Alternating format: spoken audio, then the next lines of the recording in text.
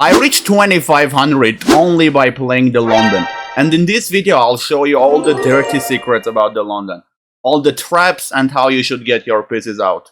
I'll first show you some traps of how I literally beat 2000 plus people in just a few moves, and then I'll show you some of the most popular lines and how to play against them. If you get any questions or you want me to review your games, feel free to join my Twitch streams, the link is in the description. But without further ado, let's get started with this video. So there are gonna be timestamps in this video, feel free to navigate if you want, but I would recommend to watch the entire thing. I think what everyone gets wrong about the London is that they think it's boring, but it doesn't have to be. If you, for example, play knight e5, get your queen to f3, h3, bishop d3, and start an attack on this side of the board, then it's not gonna be a boring game. Maybe it will be an unpleasant game for black because you'll absolutely destroy black, but it's definitely not a boring game. So we start with the first trap. I was against a 2000 plus player in this game, and this is exactly how I beat him. First of all, we start with the London. You kind of have to choose the move order. I like to do d4, bishop f4, e3, and then knight f3. I'm trying to delay knight f3 just in case in some lines I get my queen to f3. And then knight c3, long castle. We'll talk about that later in the video, about the move order. But I go with this move order, and that's what I would recommend you to do as well. So in this game, I went bishop f4. He did knight f6, I went e3, e6. And here I did go for knight f3. Now, whenever they do c5, just answer to that with c3. A lot of people think white needs to do c4 to get some activity, but our goal here is to play on the king side. That's why I went for c3. I want to do knight e5 and start an attack here. My opponent here went for bishop e7. I did knight e5. They castled, and I did bishop d3. Now, I want to say that already I don't like how black is playing this, and probably the only way black can save themselves is doing something like knight e4. Or at least queen b6 to create some problems for me. But what my opponent chose to do is even worse, because they went for b6. The problem is that now I get activity on this side of the board, and black is not doing anything. Annoying line for black is to challenge this knight on e5, with the bishop on d6, with getting your knight out, but black is not doing any of this. So this is definitely already very good for me. That's why the position is already +1. I went for queen f3, he does bishop b7, and I did queen h3. Now here we got knight c6, knight d2, rook c8, knight f3, and here my opponent went for the worst move possible, which is rook e8. Now why is this the worst move possible? Because you can already see all this pressure that I have on black, and I get to take on f7 with my knight. After king f7, I do queen e6, the second brilliant move in a row. King e6, knight g5, it seems like black is able to escape, but not really, because bishop f5 is just simply a checkmate. So this is how I checkmated at 2500 in 15 moves, just by playing the London. So you cannot argue that the London is boring after this game. Let's have a look at the second example, where my opponent responded to my London by basically just copying me. And against this, I still go for knight e5. My opponent here went for knight d7, and this is where we go crazy, because we're gonna do the move g4. The engine doesn't like this move for one simple reason. Is that black has insane idea of knight g4, sacrificing the knight on g4, then doing h5, knight e5, g5, bishop g3, and h4. So basically, black gets the piece back, right, by sacrificing their piece. So for this insane idea, g4 is not that great. But even if black sees this, it's still okay, you know? It's still gonna be equal position. It'll be a bit unpleasant for white, but the material-wise, it'll be equal. So that's why I would recommend all of you to just play the move g4. Even 2000 plus players, almost none of them take steer here. If they do bishop e4, you just do f3, so eventually they'll do bishop g6, after which you do h4. Now the problem is you're threatening h5.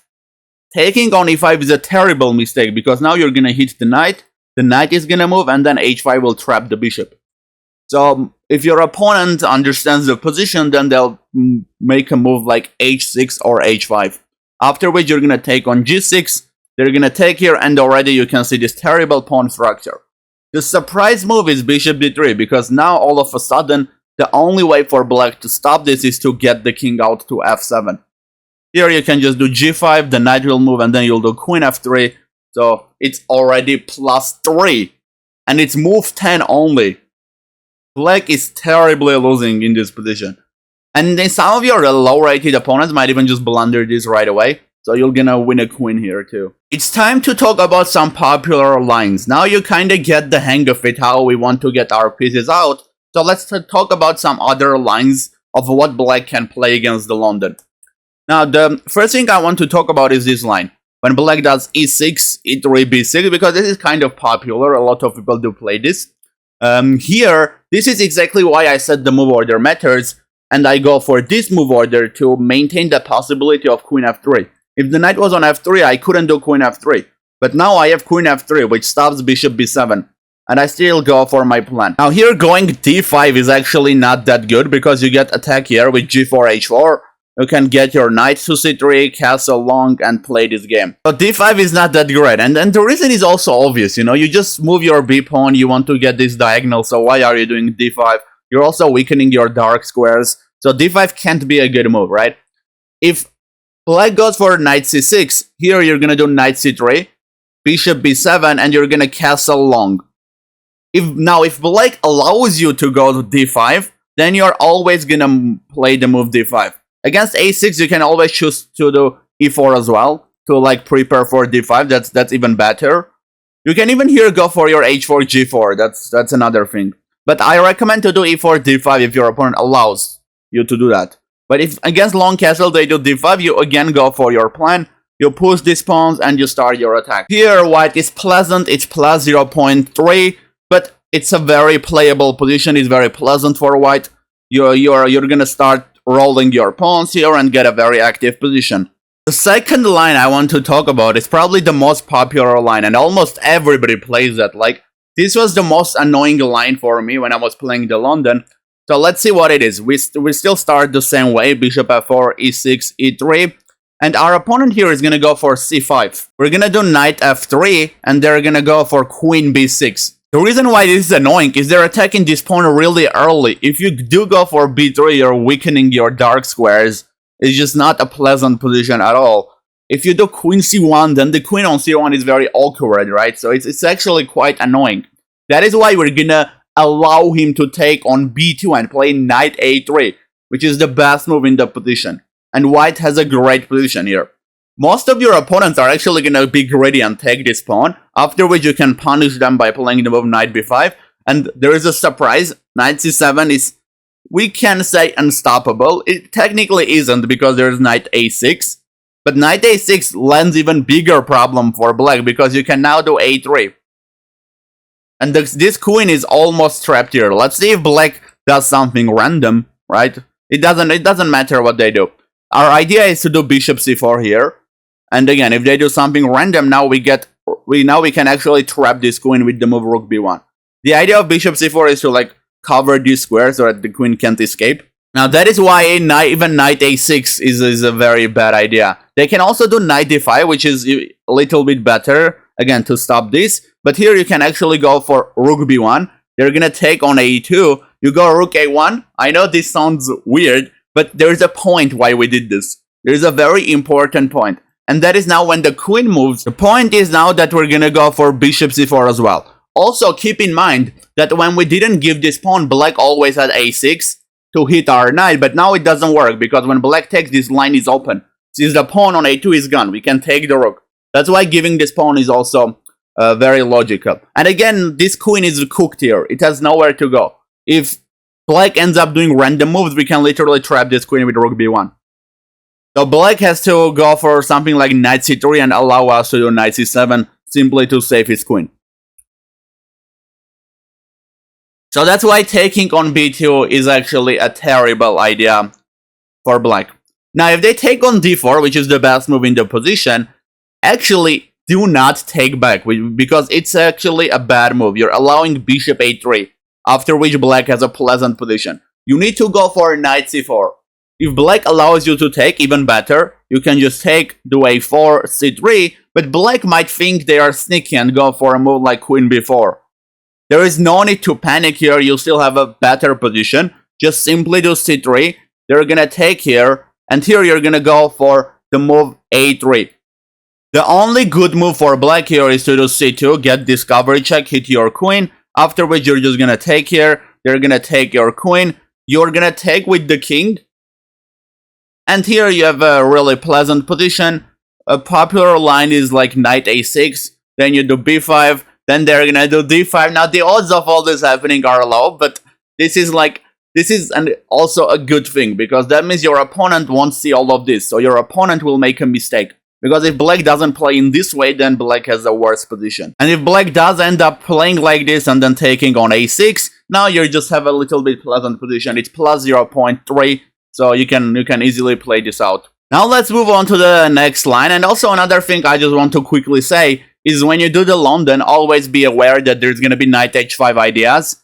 The whole point is that you'll have to give up your bishop on f4. You go here and the knight will still take you. That's why in some lines you always do h3 after getting your bishop out, just to make sure your bishop is safe. But I wouldn't do that too early either, because maybe your opponent is going to do bishop d6, and then you won't have the possibility of doing knight e5, so you'll have to go for it. The exchange on h3 will be a waste of move.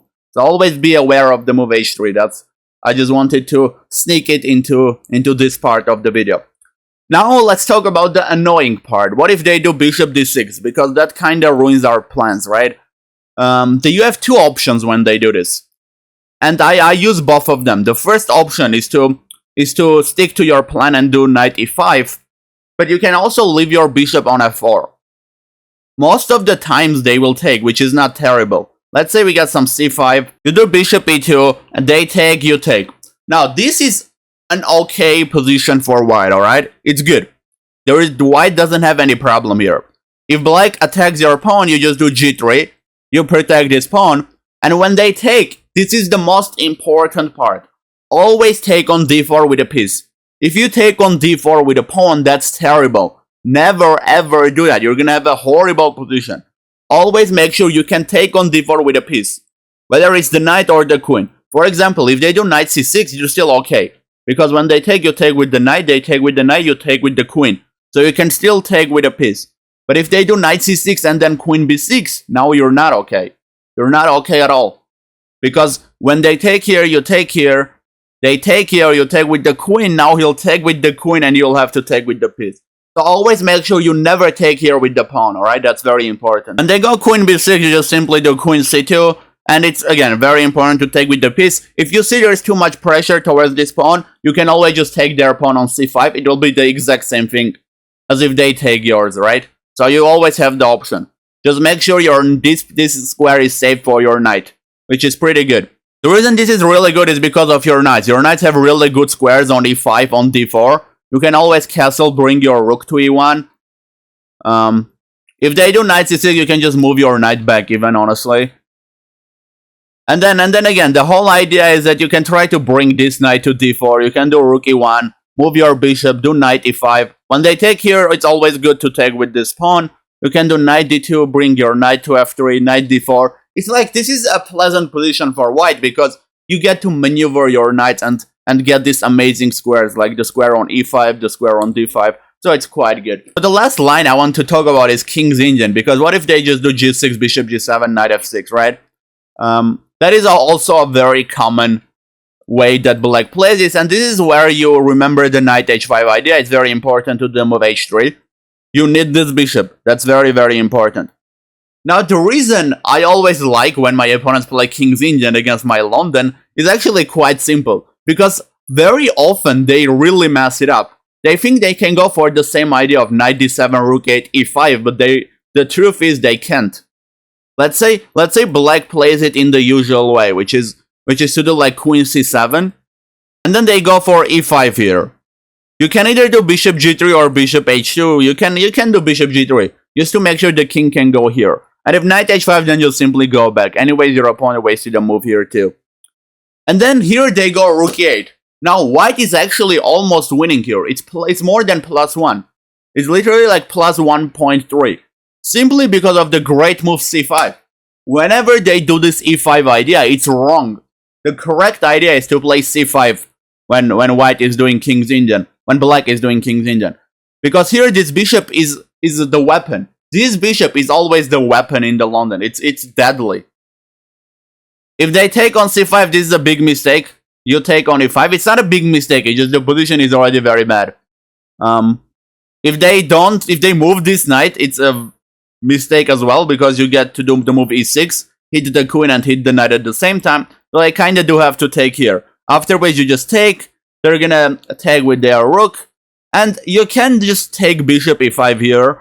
You can also try to keep this pin, but there is no point, you know, just like take the rook immediately. And the reason why that's also good is because you get queen d8 right away.